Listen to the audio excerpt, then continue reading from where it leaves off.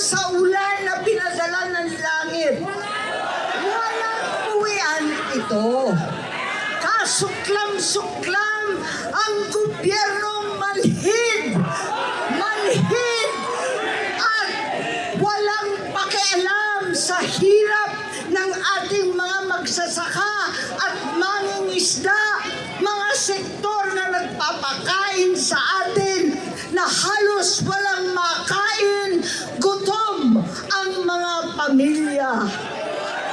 Wala silang pakialam.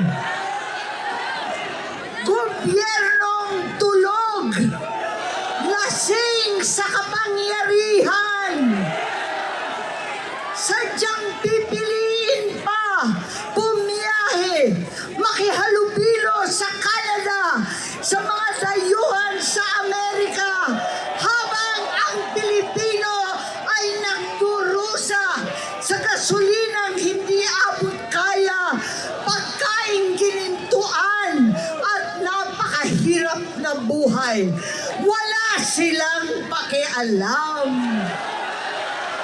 Pagkat itong gobyerno ay bangag, walang malay, nagkukunwaring hindi nakikita ang 10 ton na ebidensya, ang 12-12 testigo, ang 18 higit pang mga Marines. Itong baha at flood control na lulunod sa atin lahat.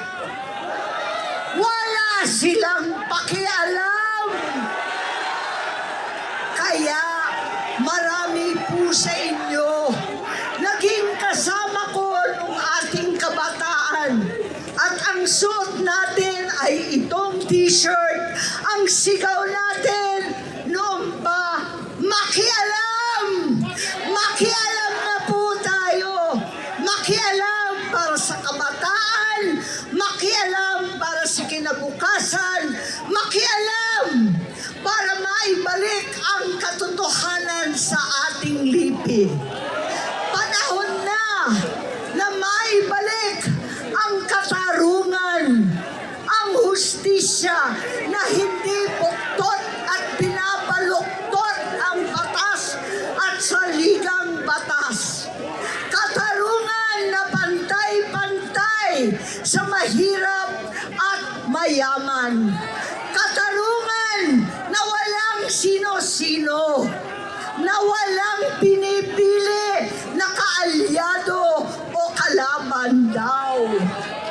Katarungan na naiiba ngayon para sa senador at sa mga pinsang buo. Katarungan para sa lahat ng Pilipino. We